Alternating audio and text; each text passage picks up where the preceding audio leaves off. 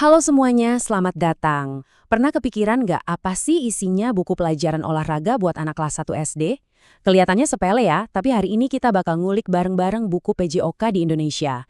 Kira-kira apa ya yang diajarin ke anak-anak umur 7 tahunan? Dan yang lebih penting, tujuannya buat apa sih?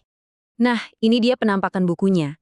Ini bukan buku pelajaran biasa loh. Ini tuh buku resmi dari pemerintah yang paling baru keluaran tahun 2024. Jadi buku ini emang dirancang secara khusus untuk membentuk, ya, generasi paling muda di Indonesia. Dari sini muncul pertanyaan utamanya nih. Apa iya buku olahraga ini cuma ngajarin cara lari atau nendang bola? Atau jangan-jangan ada tujuan yang jauh lebih besar di baliknya? Nah, ini yang menarik. Yuk kita cari tahu sama-sama. Oke, kita langsung masuk ke bagian pertama. Belajar lewat permainan.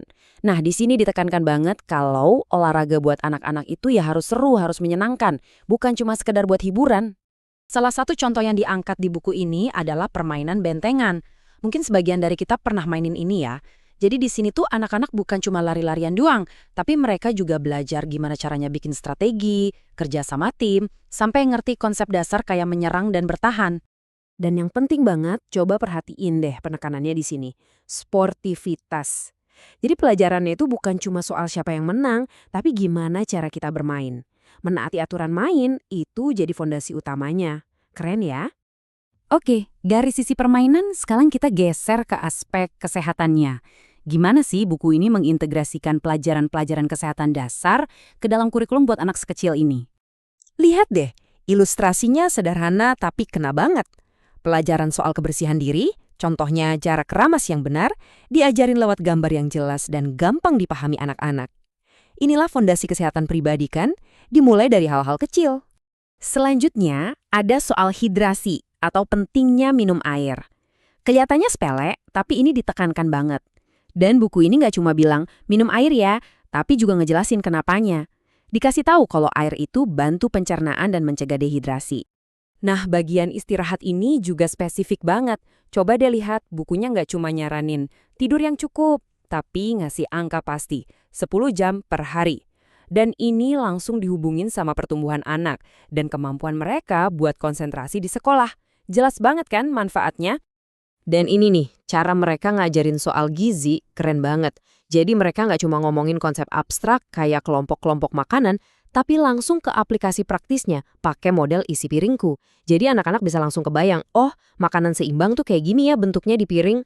Oke, kita udah lihat nih pelajaran-pelajaran praktisnya. Bagus-bagus semua kan? Tapi sebenarnya apa sih gambaran besarnya? Kenapa hal-hal ini diajarkan? Pasti ada kan satu filosofi besar yang menyatukan semua ini? Oke, sekarang kita masuk ke bagian yang paling mendasar. Ini dia, filosofi inti yang jadi ruh dari setiap halaman di buku ini. Dan ini dikutip langsung dari kata pengantar bukunya. Tujuannya eksplisit banget, jelas sekali tertulis. Jadi buku ini tuh bukan cuma biar anak-anak sehat secara fisik.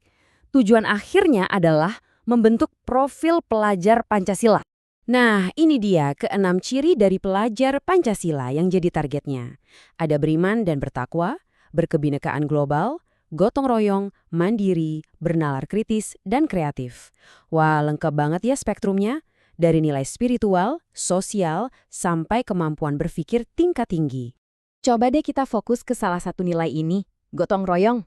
Ini kan nilai khas Indonesia banget ya, soal kerjasama, kebersamaan. Nah, kita bisa lihat gimana nilai abstrak ini diajarkan secara nyata lewat permainan. Ingat bentengan tadi? Ya, disitulah anak-anak belajar gotong royong secara langsung. Pertanyaan selanjutnya, siapa sih orang-orang di balik pembuatan buku ini? Yuk kita lihat tim penyusunnya, karena ternyata ini bukan proyek main-main, tapi sebuah upaya kolaborasi nasional. Jadi, buku ini tuh bukan hasil kerja segelintir orang, ini proyek keroyokan, bisa dibilang gitu. Ada guru-guru yang nulis, para akademisi dari universitas yang menelaah, seniman yang bikin ilustrasi, sampai editor dan desainer. Benar-benar kolaborasi dari berbagai bidang. Ngomongin soal ilustrasi, gambar-gambar yang menarik di sepanjang buku ini ternyata dibuat oleh Ade Prihatna. Beliau ini bukan ilustrator sembarangan, tapi udah sering dapat penghargaan dan berpengalaman mengerjakan lebih dari 50 buku anak. Makanya nggak heran ya, materinya jadi gampang banget dicerna sama anak-anak. Jadi, disinilah letak kuncinya. Ada perpaduan yang pas banget antara praktek dan teori. Materinya ditulis sama para guru yang setiap hari ketemu langsung sama murid. Lalu, materi itu diperiksa dan disempurnakan oleh para profesor doktor di bidang pendidikan olahraga. Ini yang bikin pelajarannya jadi relevan, sekaligus punya bobot akademis yang kuat. Setelah kita bedah semua ini, kita bisa mulai tarik kesimpulan. Jelas banget kalau buku ini tuh jauh lebih dari sekedar buku pelajaran biasa. Ini bisa dibilang semacam cetak biru untuk membangun bangsa yang dimulai dari anak-anak usia paling dini. Slide ini ngerangkum semuanya dengan sangat baik.